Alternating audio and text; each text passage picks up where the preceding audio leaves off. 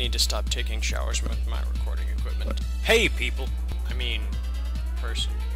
Only one guy actually watches all my stuff, and I'm a big fan of you being a big fan of me.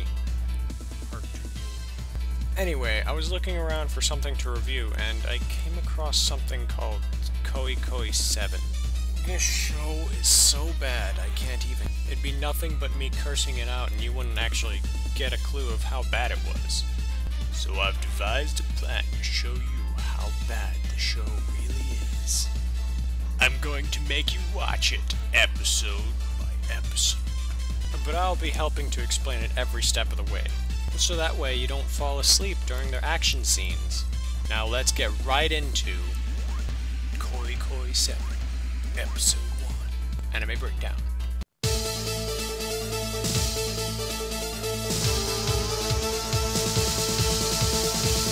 Gong Entertainment, creator of lots of things that I don't care about. First things first, intro! We skipped! The beautiful pallet town. Ash starting to... Oh god! Explosions! 2 helicopters. Somehow cannot hit a bicycle. Then we cut to a limousine where a girl is complaining that helicopters are too old school and something called Zeidahartritz is what she needs to do the job. And then it cuts again to an electrical tower where you have no idea but panty shot. Okay. My level of confusion just hit an all-time high. Alright, so now we meet the head honcho, main character. He's not actually head of anything.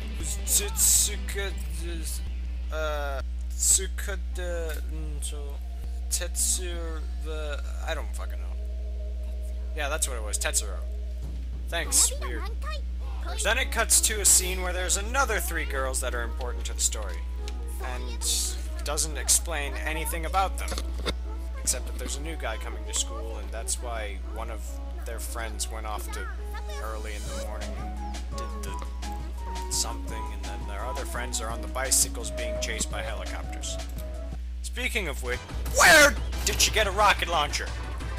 And the kid has like some ability to determine where the weak point is on the helicopters, even though that doesn't really matter because it's a fucking rocket. And then she flies up to the other helicopter with a plasma sword and sticks it in the ass. It's just a beautiful scene. You gotta watch the show. And then we get to the school, which is comprised of nothing but girls. First of all, this lucky bastard.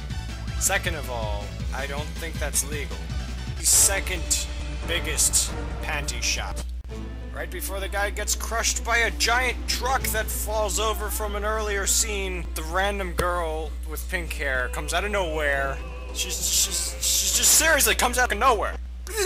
And then you have this little tender song, and God, she looks happy. Good lord. And then he has a memory, which he has no memory of having, which does not make a lick of sense to me. So in this scene, we find out basically nothing, except that she's on day duty. Then you see Uber Bitch pull up in her fancy limousine and her shiny forehead. God, that is one shiny forehead. And what does she have to say? Nothing of importance. She's just really pissed off at that guy for almost getting crushed by her robot. Okay, so he finally gets into class after all of that mess. What does he find out? He's put into the class with all the that he just had to go through. Cute, but creepy. Here's where you finally learn her name. She's Yaoi Asahaku. Fucking pronunciation! Never gonna get that right. And that teacher gets pissed for no reason. Flip shit. It's a beautiful scene. And it pans out to these guys having a discussion about... I don't know. There's a lot of I don't know in this. And the president is informed of his presence. I never thought he was that important. So, our good girl, the Pinky, I'll just call her Pinky because fucking names. So Pinky here decides to give our good buddy Tet, I'm just gonna call them all by nicknames now, I don't even care. Decides to take Tet on a tour around the school. An awkward tour. Which leads me to the clinic. I did not sign up to review this. What is it? No. Pause the no, don't pause it there. It's disappointing what it leads to. It's just a door number 3 that they open. The show is so confused. And then we find out Pinky's one weakness. Crab bread. Crab bread. The fuck is crab bread? Alright, let me not reminisce on crab bread too long. I actually have to finish this, right? Yeah, I do. Oh, God. Crab bread! She brought a chain gun to school. I don't even know. Is this how Japan normally is? And then they say something about joining senior year, and incomprehensible. And then we see Purple Hair walk up, and she asks the strangest question. That just blew my mind. And then you see Miss Bloody Butterfingers Champion over here who slips a giant boulder. Now, after a very interesting meeting scene, we get this random cut to, I think, the last important one. It's a grass hare just like looks up and sees a jet. Okay, that's all. And we come to a scene where she's trying to look for him so that she could follow him everywhere into the bathroom, which is not something he wants. But then he just gets captured in there and taken all the way over to like a castle on the other side of the campus. What is Uber Bitch is on the inside, and she just explains her club and that he has to bow down to her because she is granddaughter of someone very important. This is so confusing! And then he has an awkward moment where he says that he can see her panty. Specifically, it's awkward because he says it. An idiot. Don't say that! And then they say that they must disgrace him. And that is just... Then all of a sudden, after he screams like, help me, everyone in the entire group of people that we have met so far is just like, hey! He needs help. Let's go help him. And they're all like, you got it, boss! Count on us. And we come back on our fair man while he's getting his underpants pulled off. Alright, and then you get a bunch of random phrases about justice, and then you figure out why it's called Koi Koi 7. And then a robot explodes through... How is everyone outside? What the... How? Wait a minute. How? Everyone was inside and he was tied up, and a split second passed and everyone is outside in the planes and he's untied and giant robots. No. Why? More importantly, how? And then it just turns into Power Rangers versus Powerpuff Girls. And would you believe it? Powerpuff Girls are superior.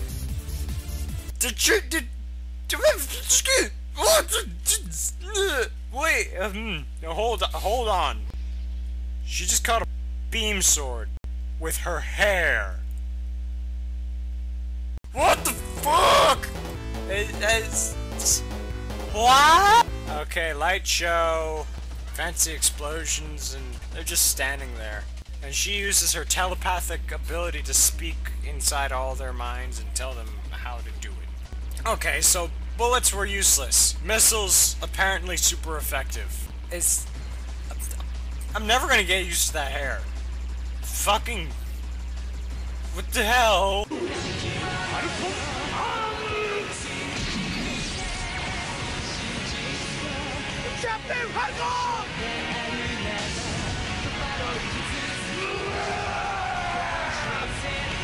That was the most beautiful thing in the entire show. That one punch comes out of nowhere. Oh!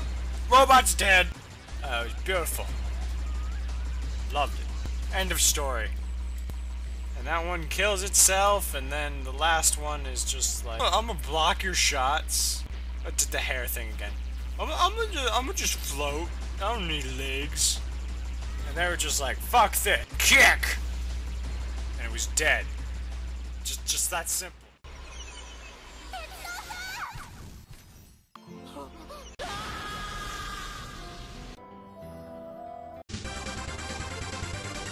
What the hell? The amount of fuck that has just happened has literally blown a hole in my head. Okay, so, after that slight head-hurting problem, he goes to his dorm, and then he goes to where he's supposed to sleep, and guess what? The girls are there! And Pinky is in the room right next door, or was in the room right next door. And you have a scene with that creepy girl from earlier that you have no idea who she is. And then you come to the credits. How much of that was explained? I explained more than what it explained. End of story. And that, guys, was just episode 1. We got 12 more to go, I think. It's gonna be a long trip.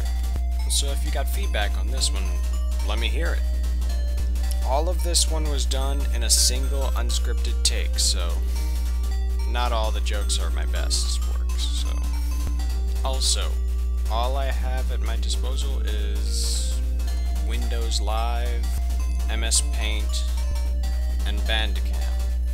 So I have some serious limits on what I can do. I can't even tilt the text.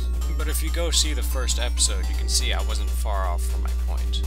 I'll make a note here that all rights belong to Gong Entertainment for Koi Koi 7, and whatever companies also worked on it, if any other.